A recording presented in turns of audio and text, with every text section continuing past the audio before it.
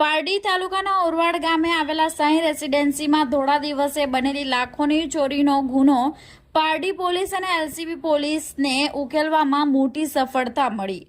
વલસાડ જિલ્લાના પારડી તાલુકાના ઓરવાડ ગામે આવેલી સાઈ રેસીડેન્સીમાં ગત 1 મેના રોજ ધોળા દિવસે થયેલી લાખોની ચોરીનો ગુનો ઉકેલવામાં પારડી અને એલસીબી પોલીસને મોટી સફળતા મળી છે। કિરાણા વેપારી કનૈયાલાલ ભાનુશાળીના બંધ ઘરને નિશાન બનાવી તસ્કરો માત્ર 4 કલાકના ગાળામાં તિજોરીમાંથી 1.80 લાખ કિંમતના 45 ગ્રામ સોનાના દાગીના ચોરી કરી પલાયન થઈ ગયા હતા। પીઆઈ જીઆર ગઢવી અને એલસીબીના સંયુક્ત માર્ગદર્શન હેઠળ પોલીસે આધુનિક ટેકનિકલ સર્વેલન્સ અને હ્યુમન ઇન્ટેલિજન્સનો ઉપયોગ કરી તપાસ તેજ કરી હતી।